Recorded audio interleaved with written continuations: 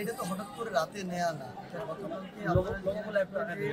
সকালবেলায় আমাদের জাতীয় নাগরিক পার্টি এনসিপির আহ্বায়ক নিজে তার জায়গা থেকে আমাদের এনসিপির পক্ষ থেকে প্রেস ব্রিফিং করেছেন এবং সেখানে স্পষ্ট করে 4টা দাবির কথা বলেছেন, যেগুলো ক্লিয়ার হওয়া পুরো বাংলাদেশের জন্য প্রয়োজন। এটা শুধুমাত্র এখানে অন্তর্বর্তীকালীন সরকারের একটা আবার ওই যে দায় সারা ভাব দেখা গিয়েছে।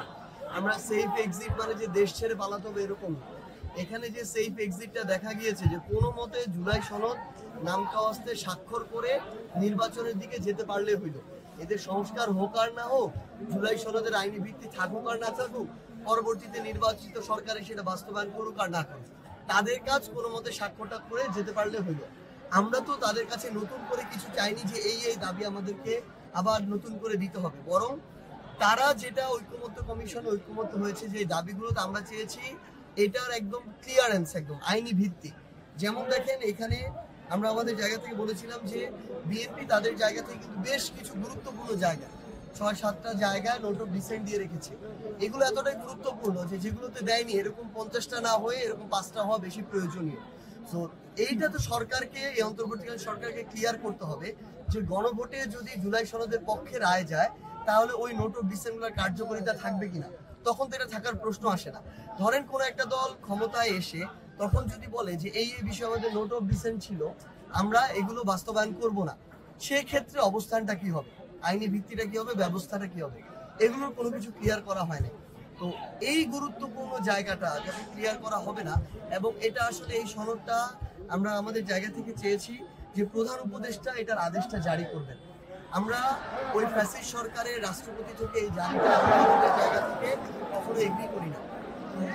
এই জন্য আমরা একদম খুবই যৌক্তিক, যেগুলো একদিনের মধ্যে একটা ডিক্লারেশন দিয়ে বা একটা ঘোষণা দিয়ে ক্লিয়ার করা যায় পুরো দেশের মানুষের সামনে, কিন্তু সেখানে আমাদের 15 অন্তর্বর্তীকালীন সরকার কালকে সকাল থেকে রাত পর্যন্ত প্রায় 12 ঘন্টাতে কোনো রেসপন্স করেন না। ডিজাইন, এলিগেন্স, বিউটি, সেরা পণ্য সবার জন্য জেভিকো। আমরা আমাদের জায়গা থেকে একদম স্পষ্ট অবস্থান জানিয়েছি।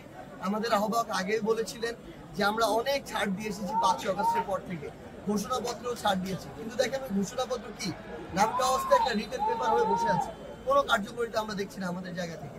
তো এইরকম সনদের ক্ষেত্রে যদি হয় তাহলে কিছুদিন পরে দেখা যাবে অভ্যুত্থানটাই নাই, আবার কিছুদিন পরে দেখা যাবে এই অভ্যুত্থানের যারা যোদ্ধা ছিল, রাজপথে নেমেছিল, তাদেরকে বিভিন্নভাবে বিভিন্ন কায়দায় তাদেরকে অভিযুক্ত করে এক একজনকে রাষ্ট্রদ্রোহী মামলা দেওয়া হবে, বিভিন্নভাবে আইনের আওতায় নিয়ে আসা হবে। এই কাজগুলো করবে আজকে থেকে 5-10-15 বছর পরে।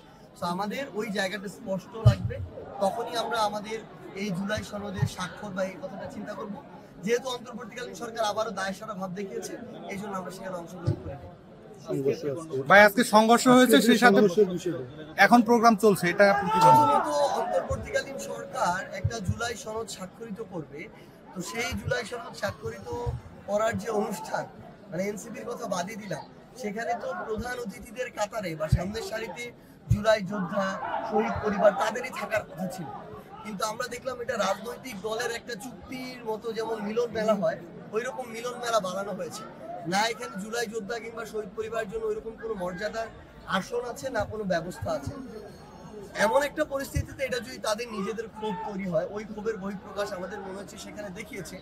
কিন্তু এটাকেও অন্তর্বর্তীকালীন সরকার প্রশাসনের মাধ্যমে হোক বলেন আর নিজেরাই বলেন, অন্যভাবে ডিল করতে পারত। কিন্তু তারা যেভাবে সেখানে লাঠি চার্জ করেছে, টিয়ার শেল ছুঁড়েছে, রাবার বুলেট ছুঁড়েছে, এগুলো আসলে খুবই অপ্রত্যাশিত এবং দুঃখজনক।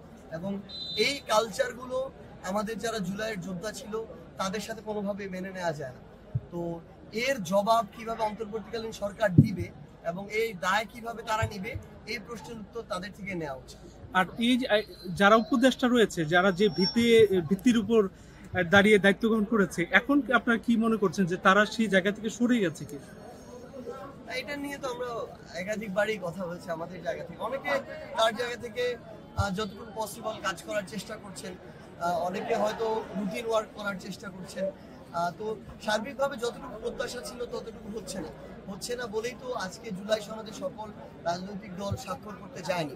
কিন্তু সবার ইচ্ছা ছিল বলেই তো ঐক্যমত্য কমিশনে ঘন্টার পর ঘন্টা, দিনের পর দিন তারা মিটিং করেছে। কিন্তু সবার ওই ফাইনালি স্বাক্ষরের যে ঐক্যমত্য বা এই যে গুরুত্বপূর্ণ বিষয়গুলো ক্লিয়ার না করে যখন তাড়াহুড়া করে জাস্ট দায় সারা ভাব দিয়ে এরকম স্বাক্ষর করা হয়, তখন আমাদের মনে হয় যে অন্তর্বর্তীকালীন সরকার আসলেই জনগণের যে আকাঙ্ক্ষা সেটার সেফটি না দিয়ে নিজেদের সেফটির কথা বারবার ভাবছে, এবং কিভাবে এই দায় সারা ভাবে এটাকে পার করা যায়, নির্বাচনের দিনটাতে যাওয়া যায়, তারা সেটা নিয়ে চিন্তিত। Thank you.